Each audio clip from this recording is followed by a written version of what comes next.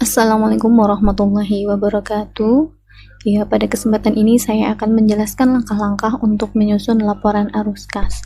Untuk menyusun laporan arus kas, ada beberapa hal yang harus kalian perhatikan. Yang pertama adalah komponen dari laporan arus kas itu sendiri. Komponen laporan arus kas itu yang pertama ada aktivitas operasi.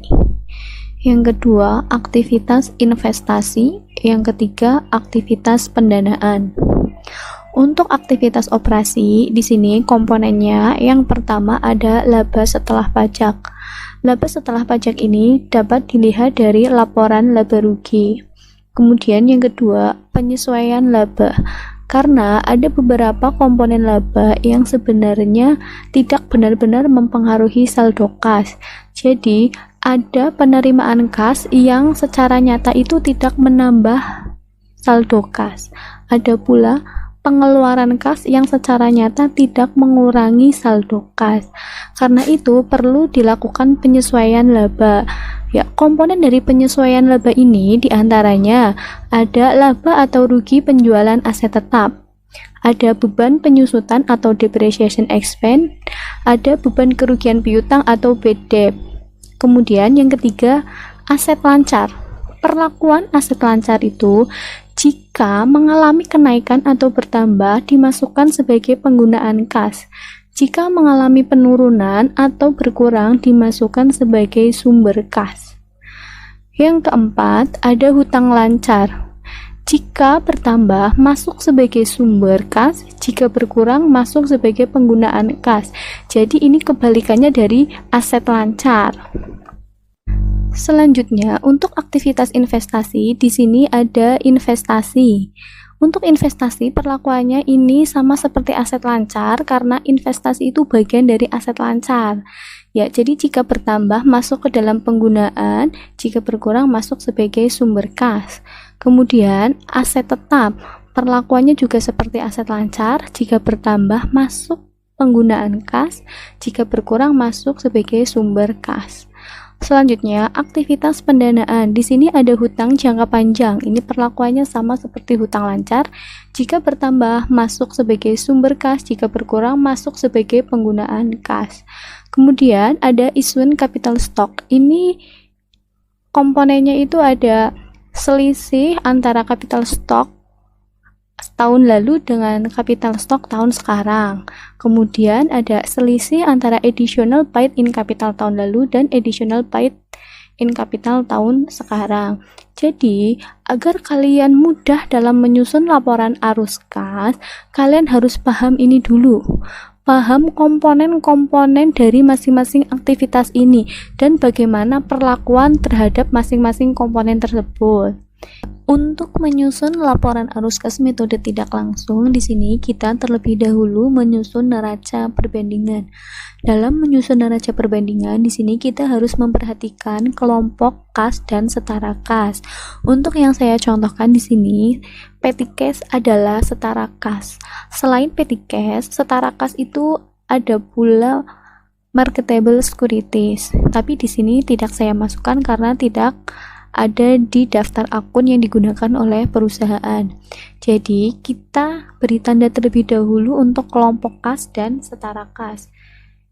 Tujuannya apa untuk diberi tanda? Ini maksudnya adalah tidak dimasukkan ke dalam aktivitas operasi, aktivitas investasi, maupun aktivitas pendanaan.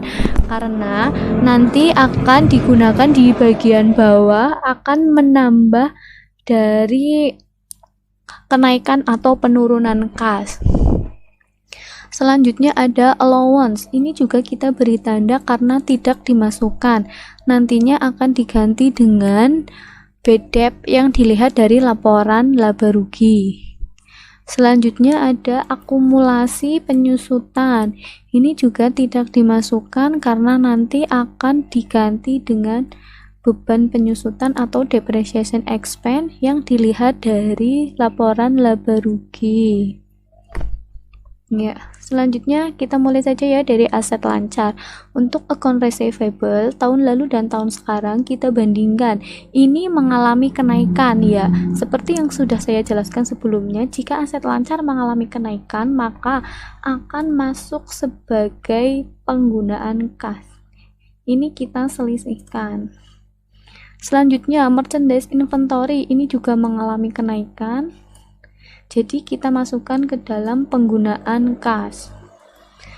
Untuk office supplies ini mengalami penurunan, jadi kita masukkan ke dalam sumber kas. Untuk prepaid insurance ini juga masuk ke sumber kas karena mengalami penurunan. Untuk prepaid rent ini mengalami kenaikan sehingga kita masukkan ke dalam penggunaan kas. Fed in ini juga mengalami kenaikan sehingga kita masukkan ke penggunaan kas. Untuk prepaid income tax ini bersaldo kosong ya, kita beri tanda. Selanjutnya untuk investment ini mengalami kenaikan, kita masukkan ke dalam penggunaan kas. Untuk land dan building ini tidak mengalami kenaikan ataupun penurunan sehingga tidak kita masukkan.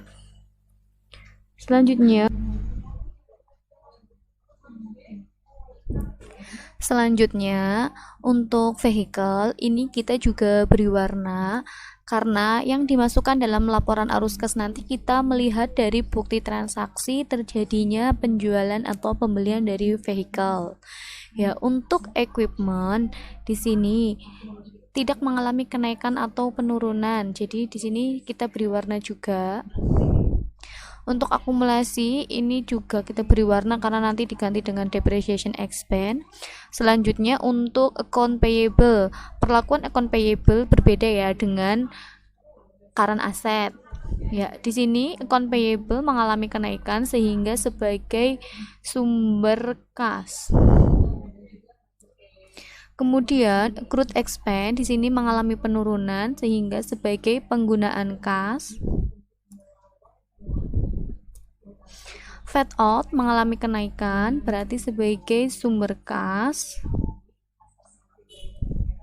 Income tax payable 21 ini mengalami kenaikan berarti sebagai sumber kas. Income tax 23 payable ini kosong ya.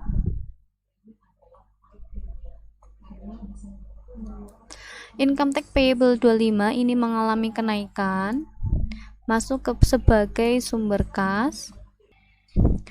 Untuk dividen payable ini mengalami kenaikan, berarti masuk sebagai sumber.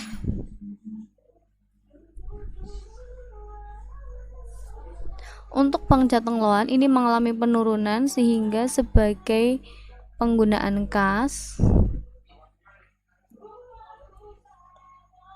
Capital stock ini mengalami kenaikan sehingga sebagai sumber kas. Additional paid in capital ini juga mengalami kenaikan sehingga sebagai sumber kas. Retained earning ini juga mengalami kenaikan sehingga sebagai sumber kas. Ya, jadi ini adalah neraca perbandingan yang nantinya akan kita gunakan sebagai dasar untuk menyusun laporan arus kas.